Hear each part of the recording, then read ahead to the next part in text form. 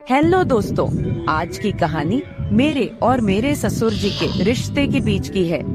मेरा नाम कामिनी है और मेरी उम्र अभी 26 साल है। मैं काफी खूबसूरत हूँ। मैंने अपनी बॉडी को पूरा फिट रखा हुआ है क्योंकि मैं रोजाना एक्सरसाइज करती हूँ। मेरी शादी को 7 साल हो चुके हैं। मेरे मम्मी पापा ने गरीबी की वजह से मेरी शादी कम उम्र में ही एक अमीर लड़के से करवा दी, लेकिन वो लड़का अक्सर बीमार रहता था। उसके हार्ट में कोई प्रॉब्लम थी। मैं अपनी शादी से ज्यादा खुश नहीं थी, पर मेरे पति मुझसे बहुत ज्यादा प्यार करते थे। अब मेरी शादी को 2 साल हो चुके थे, लेकिन अभी तक कोई भी बच्चा नहीं हुआ था। हमारे घर में मैं, मेरे पति और ससुर जी थे। हम तीनों ही बहुत प्यार से रहते थे। मेरे ससुर जी की उम्र 45 से 50 साल की होगी, लेकिन वो काफी जवान दिखते हैं क्योंकि उन्होंने अपने शरीर को पूरा फिट रखा हुआ है। फिर एक दिन मेरे पति की तबीयत ज्यादा खराब हो गई और उनकी मृत्यु हो गई। मेरे सामने मानो दुखों का पहाड़ टूट पड़ा हो। अब मैं एक विधवा हो चुकी थी। धीरे धीरे मेरे पति को गुजरे काफी समय हो गया था। अब मेरे ससुर जी और मैं दोनों ही घर में रहते थे। मैं बहुत ही उदास रहने लगी थी, लेकिन मेरे ससुर जी मुझे बहुत समझाते थे कि कामनी, अब जो होना था वो हो गया है। इतनी टेंशन मत लो, तुम भी बीमार हो जाओगी। मैं तो कहता हूँ कि तुम दोबारा से शादी कर लो, अभी तुम्हारी उम्र ही क्या है। पर साथ ही साथ वो मुझे अजीब सी नजरों से देखते थे। फिर मैं अपना घर चलाने के लिए जॉब करने लगी, क्योंकि मेरे घर में अब कमाने वाला कोई नहीं बचा था। मैं दिन भर ऑफिस में रहती और शाम के 7 बजे तक घर आती। ससुर जी का बिजनेस ठीक ठाक चलता था, पैसों की कुछ खास चिंता नहीं थी। फिर भी मैं सोचती हूँ कि खाली घर पर बैठकर क्या करूँगी, इसलिए जॉब करती हूँ और थोड़ा दिल भी बहल जाता है और टाइम पास भी हो जाता है। अब मेरे पति को गए हुए बहुत दिन हो चुके थे, इसलिए मैं उनकी मृत्यु के सदमे से थोड़ा थोड़ा बाहर निकल रही थी। ऑफिस की सहेलियों ने मुझे बहुत समझाया कि तुम शादी कर लो। मेरी एक बहुत अच्छी सहेली है, हम दोनों साथ साथ ऑफिस जाती हैं। एक दिन ऑफिस से निकलते वक्त मेरी सहेली ने मुझे घर पर बुलाया, क्योंकि मेरे ऑफिस और घर के बीच ही मेरी सहेली का घर है। तो मैं उसके घर चली गई। हमने चाय पी और फिर इधर उधर की थोड़ी बातें की। मेरी सहेली ने कहा कि क्या तुझे पता है ऑफिस में क्या चल रहा है? मैंने कहा नहीं यार, मुझे उससे क्या फर्क पड़ने वाला है। वैसे भी तो मैं ऑफिस में अपना मन बहलाने के लिए ही जाती हूँ। फिर मेरी सहेली बोली, फिर तू सुन ले, हमारे ऑफिस में सभी लोग एक दूसरे से मिलकर रहते हैं और किसी को भी कोई समस्या हो वो सभी मिलकर सुलझा लेते हैं। देखो, जो काम वाली आंटी है वह विधवा हो चुकी है, लेकिन ऑफिस के लोगों ने मिलकर उनकी शादी करवा दी है। अब वह बहुत खुशी खुशी रहती है और उनका भी एक सहारा बन गया है। मैंने उसकी बातों पर ज्यादा ध्यान नहीं दिया और वहाँ से अपने घर चली आई। मैं थोड़ा थोड़ा अपनी सहेली की बातों को समझ रही थी कि वो मुझे शादी करने के बारे में बोल रही हैं। फिर मैंने घर आकर ससुर जी को खाना बना कर दिया और खुद भी खाना खाया। मैं अपने कमरे में बैठी थी, मुझे नींद नहीं आ रही थी। सुबह के लगभग 10 बज रहे थे। आज रविवार था, मुझे ऑफिस नहीं जाना था। तभी मेरे दिमाग में मेरी सहेली के मुंह से सुनी हुई बातें चलने लगी। मैं सोच सोचकर परेशान सी होने लगी। फिर मेरे दिमाग में कुछ आया और मैं अपने ससुर जी के कमरे की ओर चली गई। जब मैं अपने ससुर जी के रूम में गई तो उनके हाथ में एक किताब थी। मुझे देखकर उन्होंने किताब को तकिए के नीचे रख दिया। मैंने देख लिए था कि ससुर जी कौन सी किताब देख रहे हैं। मैंने कहा, ससुर जी आप क्या पढ़ रहे हो? वो बोले, कुछ नहीं बहू, किताब देख रहा था बस। बताओ क्या बात है? मैं बोली, कुछ नहीं। ससुर जी, मुझे आपसे कुछ जरूरी बात करनी है। उन्होंने कहा, हाँ बहू, कहो क्या बात करनी है। मैंने कहा, ससुर जी बात थोड़ी अजीब है, मैं सोच रही थी कि आपसे कहूँ कि नहीं। उन्होंने कहा, अरे पहले तुम बोलो तो सही, क्या बात है? ऐसा कभी हुआ है कि तुमने कभी मेरे से कुछ मांगा हो और मैंने तुम्हें ला के ना दिया हो? तुम मेरा इतना ख्याल रखती हो, जो भी बात है खुलकर बोलो। फिर मैंने हिम्मत करके ससुर जी को बोला कि अब मेरे पति की मृत्यु को 2 साल होने को आए हैं उनकी मृत्यु के बाद से मैं बड़ी मुश्किल से सदमे से बाहर आई हूँ। अभी मैं घर से बाहर जाती हूँ तो मुझे बड़ी दिक्कत होती है। आपको तो पता ही है कि विधवा औरत की तरफ लोग कैसी नजरों से देखते हैं और उसके बारे में लोग कैसी सोच रखते हैं। आपने मुझे बहुत बार बोला है कि तुम शादी कर लो। मैं चाहती हूँ कि आप मेरे लिए एक पति की खोज करो, क्योंकि अकेले मेरी जिंदगी मुझसे नहीं निकाली जा रही। मैं भी चाहती हूँ कि मेरा भी कोई जीवन साथी हो जो मेरे सुख दुख की बात करे और मुझे बहुत ज्यादा प्यार करे। आपको पता है, एक औरत की कई जरूरतें होती हैं जो सिर्फ पति ही पूरी कर सकता है। बाकी आपको पता ही है कि मेरे माँ बाप तो इतने गरीब हैं कि उन्होंने पता नहीं एक बार मेरी शादी कैसे कर्ज उठाकर की है। मैं अब उनको कोई तकलीफ नहीं देना चाहती। अब मेरे लिए तो आप ही सब कुछ हो। मैं बड़ी हिम्मत करके आपसे ये बात कह रही हूँ। मुझे विश्वास है कि आप मेरे लिए कुछ अच्छा ही करोगे।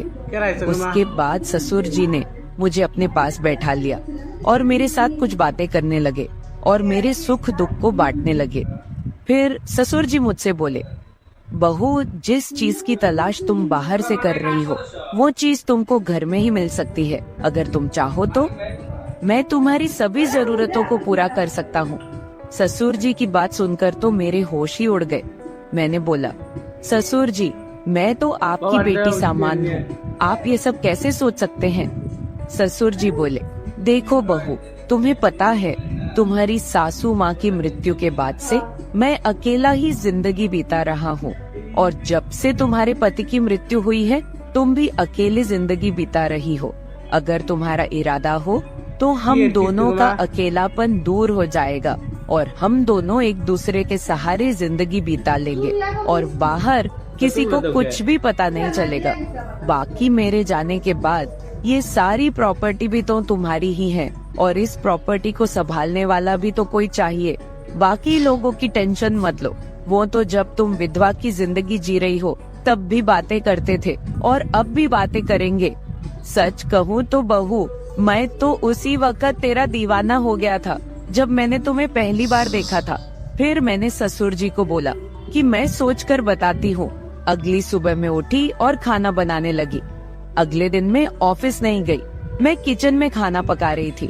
तभी ससुर जी किचन में आए और बोले, बहू, आज ऑफिस नहीं जा रही हो क्या? मैंने कहा, नहीं, आज नहीं जा रही हूँ। आज मैंने ऑफिस से छुट्टी ले ली है। आप कहीं जाने वाले थे, गए नहीं क्या? वो बोले, नहीं, आज मेरी तबीयत ठीक नहीं है। मैंने सोचा कि आज घर रहकर आराम कर लेता हूँ। कुछ देर के बाद घर में कुछ मेहमान आ गए। हम लोग मेहमानों के आदर सत्कार में लग गए। मैंने उनसे हालचाल पूछा और उन लोगों से ढेर सारी बातें की। मेहमान के रूप में मेरे चाचा और चाची जी आए हुए थे। जब मैं मेहमानों से बातें कर रही थी तभी ससुर जी बाहर घूमने चले गए। उनकी आदत है कि जब वह घर पर रहते हैं तो वह खेतों की तरफ घूमने चले जाते हैं। फिर थोड़ी देर के बाद मेरे चाचा चाची भी खाना खाकर चले गए। दोपहर के 1 बजे का समय हो चुका था। मेरे दिमाग में ससुर जी की बातें घूम रही थी। मैं सोच रही थी कि इस अकेलेपन के साथ मैं सारी जिंदगी कैसे बिताऊंगी। मैं ससुर जी के साथ रहूंगी तो हो सकता है कि हमारा कोई बच्चा भी हो जाए।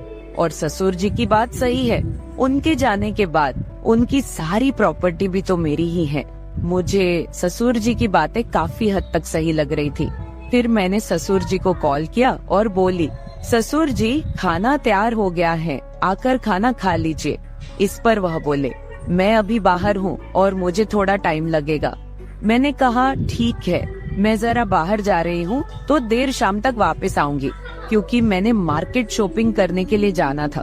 फिर मैं मार्केट चली गई और वहाँ से अपने लिए और ससुर जी के लिए कुछ कपड़े खरीद कर लाई। जब मैं घर पहुँची तो शाम के 7 बज चुके थे। ससुर जी अपने कमरे में सो रहे थे। मैंने ससुर जी को उठाया और वो नहाने चले गए। अब चारों तरफ शांति हो चुकी थी। शाम के 8 बज चुके थे। फिर मैं ससुर जी के पास गई और उनको वो सब बातों के लिए हाँ बोल दी जो उन्होंने मुझे कही थी। ससुर जी मेरी हाँ सुनते ही खुश हो गए। फिर मैं उनके साथ, उसके बाद तो आप समझ ही सकते हैं, जो होना था वो हो गया। मैंने ससुर जी को फिर से अपनी ख्वाहिश बताई और ससुर जी ने मेरी ख्वाहिश पूरी कर दी। हम दोनों ने 1 से 2 घंटे तक एक दूसरे से वो सब बातें की और सारा काम किया। इस तरह से हम दोनों ससुर बहू काफी खुशी खुशी पति पत्नी की तरह रहने लगे। अब मुझे किसी भी चीज की दिक्कत नहीं होती, क्योंकि अब मुझे कहीं भी जाना होता है तो मैं ससुर जी के साथ चली जाती हूँ और हम खूब एंजॉय करते हैं। कुछ दिन बीत जाने के बाद ससुर जी बोले, कामिनी, अब तुम मेरे बिजनेस के बारे में सारा कुछ समझ लो और खुद सारा बिजनेस संभाल लो। फिर मैंने जॉब छोड़कर ससुर जी का सारा बिजनेस खुद संभाल लिया। अब हम दोनों पति पत्नी के जैसे रहने लगे हैं। मैं ससुर जी की हर बात का ख्याल रखती हूँ और वो भी मेरी हर बात का ख्याल रखते हैं। कुछ देर के बाद हमारे घर बच्चा भी हो गया और हमारी जिंदगी काफी अच्छे से चल रही है, क्योंकि ससुर जी ने मेरी हर कमी को पूरा कर दिया है। हमें दुनिया की कोई परवाह नहीं है, कोई कुछ भी बोले, हम लोग अपने घर खुश हैं। तो मेरे प्यारे दोस्तों, अगर आप लोगों को मेरी ये कहानी पसंद आई हो तो चैनल को सब्सक्राइब जरूर कर ले और बेल नोटिफिकेशन ऑन कर ले। एक प्यारा सा कमेंट करके बताएं कि आपको मेरी स्टोरी कैसी लगी। कल मिलेंगे एक और वीडियो के साथ। धन्यवाद। मेरी बेटी ने मुझे अपने घर पर अपने मदद के लिए बुलाया था। जैसे ही मैं उसके घर पहुंची, दामाद ने मेरी स्वागत सत्कार शुरू कर दिया। एक बार तो आधी रात को दामाद अचानक मेरे कमरे में आया। मेरे बगल में आकर उसने मेरी चादर के ऊपर से हाथ फेरते हुए कहा, सासू माँ, आपकी बेटी अब बहुत थकी हुई है, अब वह पुरानी लगने लगी है, अब आप ही मुझे खुश रख सकेंगी। दामाद ने मुझे सांस लेने का भी समय नहीं दिया। वह रात से लेकर सुबह के 3 बजे तक लगातार। नमस्ते दोस्तों, आज की इस कहानी में आपका स्वागत है। मेरा नाम राधिका है और आज मैं आपको अपना और अपनी बेटी की कहानी सुनाने जा रही हूँ, तो दिल को थाम कर सुनिएगा। मेरी बेटी को उसके ऑफिस के काम से घर के कामों के लिए समय नहीं मिल रहा था। एक दिन उसका मुझे फोन आया और उसने कहा, माँ, मुझे घर के कामों में आपकी बहुत जरूरत है, कुछ दिन मेरे पास आओगी क्या? बेटी की चिंता में मैं तुरंत उसके घर चली गई। मुझे देखते ही बेटी से ज्यादा दामाद खुश हो गए। वे मेरी इतनी सेवा सत्कार क्यों कर रहे थे, ये मुझे समझ नहीं आ रहा था। लेकिन दामाद अचानक से बदल गए थे। मुझे देखते ही मेरी बेटी ने मुझे गले लगाया। उसके पीछे दामाद ने भी मुझे गले लगाया। इससे पहले उन्होंने कभी मुझे इस तरह से गले नहीं लगाया था। अचानक उनमें इतना बदलाव कैसे आ गया, ये मेरी समझ में नहीं आया। जब दामाद ने मुझे गले लगाया तो मुझे बहुत शर्म महसूस हुई। मेरी बेटी सरिता ने अपने पति के इस व्यवहार पर ध्यान भी नहीं दिया। जैसे ही मैं बेटी के घर पहुंची, उसने मुझसे कहा कि वह मेरे हाथों से बनी उसकी पसंदीदा सब्जी खाना चाहती है।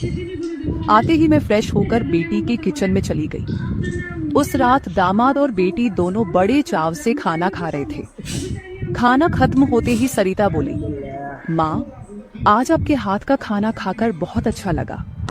उसके कहने पर दामाद ने भी हामी भरते हुए कहा, मुझे तो ऐसा लग रहा है जैसे बहुत दिनों बाद पेट भरकर खाया हो।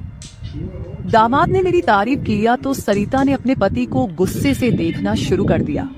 वह बोली, सुमित, मेरी माँ के सामने मेरी बुराई मत करो। तुम ऐसा बोल रहे हो जैसे मैं रोज खाना बनाती ही नहीं हूँ। क्या तुम रोज बाहर मेस में खाते हो? उन दोनों के बीच तू मैं शुरू हो गई। तब मैंने दोनों को शांत करते हुए कहा, सरिता, छोटी छोटी बातों को बड़ा मत बनाओ। दामाद तो बस मजाक में तुम्हारे सामने मेरी तारीफ कर रहे होंगे। वैसे भी रोज तो मैं यहाँ नहीं रहती, तुम ही अपने पति का ख्याल रखती हो। शायद वे सिर्फ हंसी मजाक कर रहे हो। मैंने अपनी बेटी से यह कहा क्योंकि मैं दामाद को कुछ कह नहीं सकती थी। खाना खत्म होते ही सरिता हाथ धोकर अपने कमरे में चली गई। मैं डाइनिंग हॉल साफ करने लगी। मेरी मदद के लिए दामाद थे। वे बोले, सरिता को तो कोई परवाह ही नहीं है। माँ, इतने दिनों बाद आप घर आई, फिर भी वह पहले ही दिन से आपके ऊपर सारा काम छोड़कर मोबाइल लेकर कमरे में चली गई। यही तो रोज का हाल है। दामाद की बात से सहमत होकर मैंने डाइनिंग टेबल से बर्तन उठाए। तभी दामाद भी मेरी मदद के लिए किचन में आ गए। किचन से जाते वक्त दामाद ने अचानक मेरे हाथ पकड़ लिए। फिर दामाद जी बोले, सासू माँ, सच में आपके हाथों में जादू है। आपके हाथ का खाना खाकर मन बहुत प्रसन्न हो गया। आगे भी मुझे आपके इस तरह के अलग अलग रूप देखने को मिलेंगे। मेरा ना कोई